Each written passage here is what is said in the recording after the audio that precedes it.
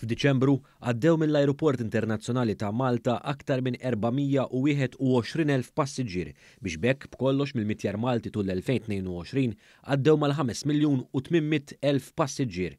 B'kollox fl-2022 l-Ajruport Internazzjonali ta' Malta immarka rkupru ta' 80% ta' passiġġieri li għaddew minnu meta mqabbel mill-2019, is-sena ta' qabel il-pandemija li hija meqjusa wkoll l-aqwa sena għat-turiżmu fl-istorja ta' pajjiżna.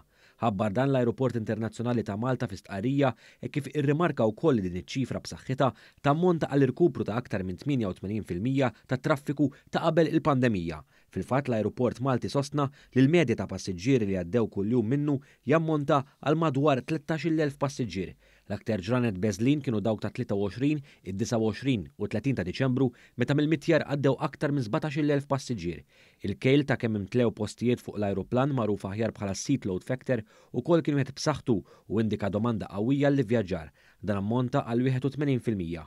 Fl-istqarrija tiegħu l-Ajruport Internazzjonali ta' Malta attribwixxa dan għal passiġġieri li kienu qed jivvjaġġaw lura lejn pajjiżhom għal festi u għal dawk li jażlu li jmorru għal btala. L-Italja kienet l-aktar destinazzjoni popolari fil-fatt f'Diċembru aktar minn 21% tal-passiġġieri iżuru dan il-pajjiż. Warah jiġu r-Renju Unit, il-Ġermanja, Franza u l-Polonja. L-Ajruport Internazzjonali ta' Malta osserva wkoll is-suq Franċiż u dak tal-Polonja esperjenzaw tkabbir sostanzjali fil-popolarità mill-livelli ta' qabel il-pandemija.